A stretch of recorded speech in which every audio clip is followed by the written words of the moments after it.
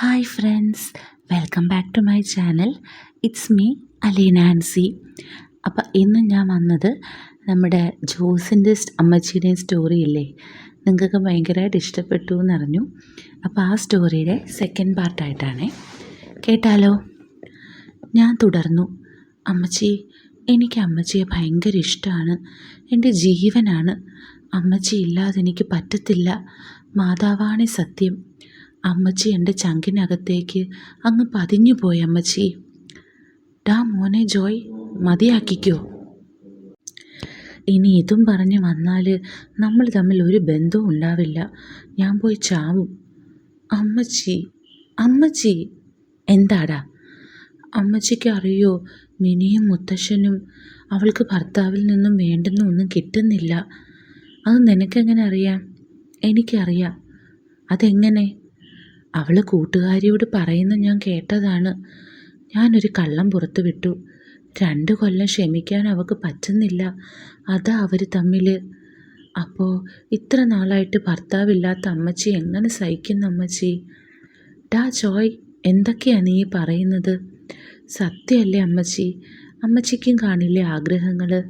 എല്ലാവർക്കും ഇങ്ങനെയുള്ള ആഗ്രഹം കാണും. അവിടെ മകനോ മുത്തശ്ശനോ പേരക്കുട്ടിയോ ഒന്നുമില്ല അമ്മച്ചി. അവർ കണ്ടോ? ആരേലും അറിയുന്നുണ്ടോ അവർ തമ്മിലെ ബന്ധം? ഇനി എത്ര നാളായാവോ അവർ തമ്മിൽ? ഡാ മതി, കള്ളുകുടിച്ച് ഓരോന്ന് പൊലമ്പല്ലേ നീ? എനിക്ക് അമ്മച്ചി ഇല്ലാതെ പറ്റില്ല അമ്മച്ചി. അമ്മച്ചിക്കും ഇല്ലേ ആഗ്രഹങ്ങൾ? സത്യമല്ലേ അമ്മച്ചി?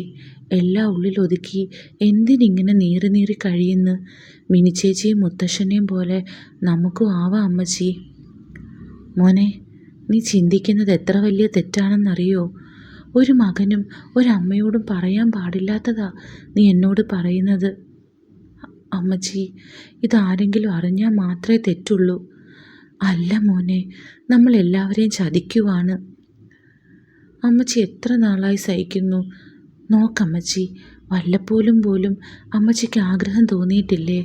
സത്യം പറയാം അമ്മച്ചി. അപ്പോൾ അമ്മച്ചി ഒന്നും മിണ്ടിയില്ല. ഞാൻ തുടർന്നു. അമ്മച്ചിയെ എനിക്ക് സ്വന്തമായി, എൻ്റെ പെണ്ണായി എനിക്ക് വേണം. കൊല്ലങ്ങളോളം നഷ്ടപ്പെട്ട ജീവിതം എനിക്ക് തരാൻ പറ്റും. എൻ്റെ ജീവിതത്തിൽ എനിക്ക് ഇനി ഒരു പെണ്ണിനെ വേണ്ട. എനിക്ക് അമ്മച്ചിയെ മതി.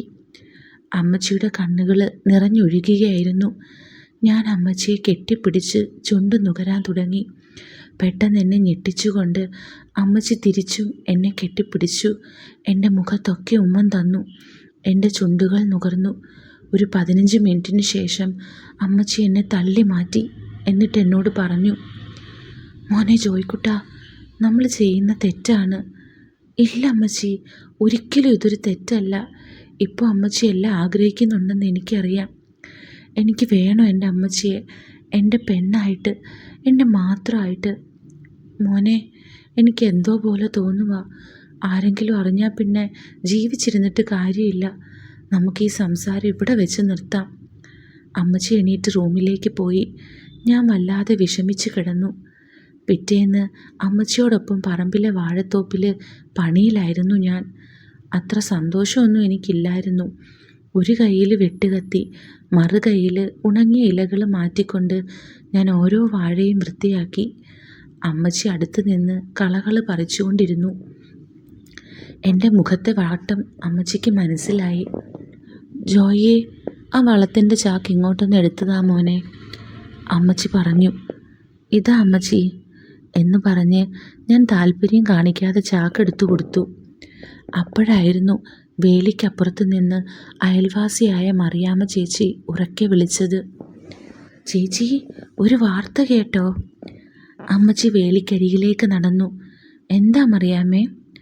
മറിയാമ്മ ചുറ്റും ഒന്ന് നോക്കി ശബ്ദം താഴ്ത്തി പറഞ്ഞു, അയ്യോ, നമ്മുടെ അപ്പുറത്തെ സൂസിയുടെ വീട്ടിൽ വലിയ പ്രശ്നമായി. സൂസിയുടെ ഭർത്താവ് ഇന്നലെ രാത്രി വീട്ടിൽ നിന്ന് പോയി. അമ്മച്ചി ഞെട്ടി. എവിടെ പോയി? ഒറ്റയ്ക്കല്ല, സൂസിയുടെ സ്വന്തം അനിയത്തിയും കൂട്ടിയാ പോയത്. എന്താ പറയുന്നത്? സ്വന്തം ഭാര്യയുടെ അനിയത്തിയോ? അതെ, കുറേ നാളായി അവർക്കിടയിൽ അടുപ്പമുണ്ടെന്ന് നാട്ടുകാർ പറയുന്നുണ്ടായിരുന്നു. പക്ഷെ ആരും ഇങ്ങനെ സംഭവിക്കുമെന്ന് കരുതിയില്ല. ദൈവമേ, എന്തൊക്കെയാ ഈ കാലത്ത് കേൾക്കേണ്ടി വരുന്നത്? മറിയാമ്മ തുടർന്നു. ഇന്ന് പുലർച്ചെ എല്ലാവരും അറിഞ്ഞത്. രണ്ടുപേരുടെയും ഫോൺ ഓഫ്. സൂസി പാവം കരഞ്ഞു തളർന്നിരിക്കുകയാണത്രേ. ജോയുടെ മുഖം ഗൗരവമായി. ഏറ്റവും കൂടുതൽ വേദനിക്കുന്നത് സൂസിക്കായിരിക്കും. ഭർത്താവിനെ അനിയത്തിയെ ഒരുപോലെ വിശ്വസിച്ച ആളല്ലേ. അമ്മച്ചി തല കുലുക്കി. മറിയാമ്മ വീട്ടിലേക്ക് മടങ്ങിയപ്പോൾ അമ്മച്ചിയും ജോയിയും വീണ്ടും ജോലിയിലേക്ക് തിരിഞ്ഞു. പക്ഷെ അവരുടെ മനസ്സ് പണിയിലായിരുന്നില്ല. സ്നേഹം എല്ലാ അതിർവരമ്പുകളും ലംഘിക്കുന്ന ഒന്നാണ് അമ്മച്ചി. അന്ന് രാത്രി ഞാൻ അമ്മച്ചിയുടെ അടുത്ത് ചെന്നു. മിനിയും മുത്തശ്ശനും തമ്മിലുള്ളത് നമ്മൾ കണ്ടയല്ലേ. ഇപ്പോൾ സൂസി ചേച്ചിയും. ഭർത്താവില്ലാത്ത അമ്മച്ചി ഇനിയും എന്തിനു സഹിച്ചു നിൽക്കുന്നു? ഞാൻ വീണ്ടും പറയുകയാ, എനിക്ക് അമ്മച്ചി ഇല്ലാതെ പറ്റില്ല. അമ്മച്ചിക്കും ഇല്ലേ അമ്മച്ചി ആഗ്രഹങ്ങൾ? അമ്മച്ചി എൻ്റെ മുഖത്തേക്ക് നോക്കിയിരുന്നു. എല്ലാം ഉള്ളിലൊതുക്കി എന്തിനിങ്ങനെ നീറി കഴിയുന്നു? അമ്മച്ചിക്ക് എന്നോടുള്ള ഇഷ്ടം കൊണ്ടല്ലേ ഇന്നലെ എന്നെ തിരികെ ഉമ്മ വെച്ചത്? അമ്മച്ചിക്ക് ആഗ്രഹം തോന്നിയിട്ടല്ലേ? സത്യം പറ അമ്മച്ചി. അമ്മച്ചി മിണ്ടാതിരുന്നു. അമ്മച്ചി ഒന്നും കൊണ്ടും പേടിക്കണ്ട. ആരും അറിയില്ല. എല്ലാവരുടെയും മുന്നിൽ നമ്മൾ എന്നും അമ്മയും മകനുമായിരിക്കും. അമ്മച്ചി കുറച്ച് നിമിഷം അവനെ നോക്കി അങ്ങനെ ഇരുന്നതിന് ശേഷം അവിടെ നിന്നും എണീറ്റ് അവൻ്റെ മുഖത്തേക്ക് നോക്കി. ഇപ്പോൾ രണ്ടുപേരും മുഖത്തോട് മുഖം നോക്കി. വാ. ജോയുടെ കയ്യിൽ പിടിച്ച് അമ്മച്ചി നടന്നു. എന്താണ്, എങ്ങോട്ടാണെന്ന് അവന് മനസ്സിലായില്ല. അമ്മച്ചി അവനെയും കൊണ്ട് അവരുടെ മുറിയിൽ പോയി അവരുടെ കട്ടിലിനടുത്ത് നിന്നു. കൈകൾ വിടുവിച്ച് കുറച്ചകന്ന് നിന്ന ശേഷം അവൻ്റെ കണ്ണിലേക്ക് നോക്കി. ഞാൻ അമ്മച്ചിയുടെ അടുത്തെത്തിയപ്പോൾ അമ്മച്ചിയുടെ കണ്ണ് ചുവന്ന് കലങ്ങിയിരുന്നു. അമ്മച്ചി എന്നെ കണ്ടപ്പോൾ പറഞ്ഞു, മോനെ, നമ്മൾ ഒന്നും ഉണ്ടാകില്ല അമ്മച്ചി. അതും പറഞ്ഞ് ഞാൻ അമ്മച്ചിയെ കെട്ടിപ്പുണർന്നു. എന്നിട്ട് അമ്മച്ചിയുടെ കഴുത്തിലും മുഖത്തിലും മാറി മാറി ചുംബിച്ചു. ജോയുടെ കയ്യിൽ പിടിച്ച് അമ്മച്ചി നടന്നു. എന്താണ്, എങ്ങോട്ടാണെന്ന് അവന് മനസ്സിലായില്ല.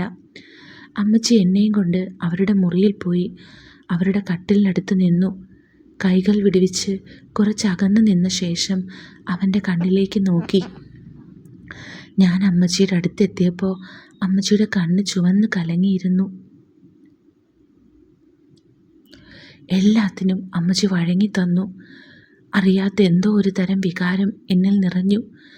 താൻ വളരെയേറെ ആഗ്രഹിച്ച നിമിഷം ആ ശരീരം സ്നേഹത്താൽ അമ്മച്ചിയെ ചുംബനങ്ങൾ കൊണ്ട് മൂടി. വളരെ നാളുകൾക്ക് ശേഷം ഇതെല്ലാം ആസ്വദിക്കുന്നതിൻ്റെ അനുഭൂതി അവരെ പൊതിഞ്ഞു. മനം നിറയ്ക്കുന്ന അനുഭൂതിയെ അമ്മച്ചി കണ്ണുകൾ അടച്ച് സ്വീകരിച്ചു. മതിമറന്നുള്ള ശബ്ദബഹളങ്ങൾ ഫാനിൻ്റെ ശബ്ദത്തിൽ മുങ്ങിപ്പോയി.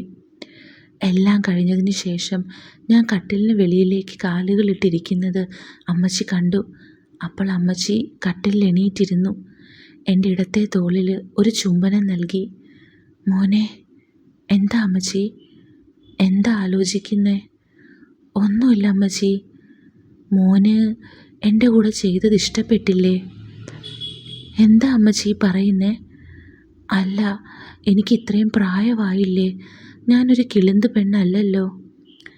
എനിക്ക് എന്തുമാത്രം സന്തോഷമായെന്ന് അമ്മച്ചിക്ക് അറിയില്ല. പിന്നെന്താ? അമ്മച്ചി ചോദിച്ചു. അമ്മച്ചിക്ക് ഇത് ഇഷ്ടമല്ലെന്ന് പറഞ്ഞതല്ലേ? എന്നിട്ടിപ്പോൾ ഞാൻ അമ്മച്ചി ഒരു കണക്കിന് നിർബന്ധിക്കുകയല്ലായിരുന്നോ? എൻ്റെ കരുതലിൽ അമ്മച്ചി അലിഞ്ഞു. അത് പിന്നെ നമ്മൾ അമ്മയും മോനും അല്ലേടാ. നീ പറയുമ്പോഴേക്കും വഴങ്ങി തന്നാൽ എങ്ങനെയാ? അപ്പോൾ കൊതിയുണ്ടായിരുന്നു അല്ലേ അമ്മച്ചിക്ക്? പോടാ കള്ള, കൊതിയല്ലടാ. പിന്നെ അത് ഞാനും ഒരു പെണ്ണല്ലേടാ. എത്ര നാളായെന്നറിയുമോ ഒരാണിൻ്റെ ചൂടും ചൂരും അറിഞ്ഞിട്ട്? ഇനി ഞാനില്ലേ അമ്മച്ചിക്ക് കൂട്ട്? എപ്പോഴും ഞങ്ങൾ മയങ്ങിപ്പോയി. രാവിലെ അമ്മച്ചിയുടെ ശബ്ദം കേട്ടാണ് അവൻ എഴുന്നേറ്റത്. ഡാ, എഴുന്നേക്കടാ, നേരെ ഉച്ചയായല്ലോ. ഇന്ന് അവർ വരും, മുത്തശ്ശനും മിനിയും. നീ വേഗം കുളിച്ച് റെഡിയാക്. അവർ വരുമോ അമ്മേ ഇന്ന്? അപ്പോൾ ഇന്ന് നമ്മുടെ പരിപാടി നടക്കില്ലേ അമ്മേ? ഡാ, അതൊക്കെ നമുക്ക് നടത്താം. ഉച്ചയോടുകൂടി മുത്തശ്ശൻ വന്നു. പിന്നെ മിനി ചേച്ചിയും വന്നു. പിന്നെ ഞങ്ങൾ ഒരുമിച്ച് ഫുഡ് കഴിച്ച് പാത്രങ്ങൾ കഴുകുമ്പോൾ ഞാൻ അമ്മച്ചിയുടെ അരികിലേക്ക് ചെന്ന് പറഞ്ഞു, കണ്ടോ അമ്മച്ചി, രണ്ടുപേരും ഒരുമിച്ച് വന്നിട്ടുണ്ട്. ഇന്ന് എന്തേലുമൊക്കെ നടക്കും ഇവിടെ. നടക്കട്ടേടാ, നമുക്ക് കാത്തിരുന്ന് കാണാം. പിന്നെ ഉച്ച കഴിഞ്ഞപ്പോൾ ഞാനും അമ്മച്ചിയും വാഴത്തോട്ടത്തിലേക്ക് പോയി. അപ്പോൾ ഈ സ്റ്റോറിയുടെ ബാക്കി നല്ലൊരു ഹോട്ട് പോർഷനാണുള്ളത്. അത് നമ്മുടെ ജൂലൈ ഇൻസെസ്റ്റ് ചാനലിലാണ് ഇടുക. അപ്പോൾ ചാനലിൽ ജോയിൻ ചെയ്ത് ബാക്കി കേൾക്കാൻ താല്പര്യമുള്ളവർ മെസ്സേജ് അയക്കാനുള്ള ലിങ്ക് ഞാൻ കൊടുത്തേക്കാം. അതിൽ മെസ്സേജ് ചെയ്താൽ ഞാൻ നിങ്ങൾക്ക് ജോയിൻ ചെയ്യാനുള്ള ലിങ്ക് തന്നേക്കാവേ. അപ്പോൾ നമുക്ക് വീണ്ടും കാണാം. With love, Aleena.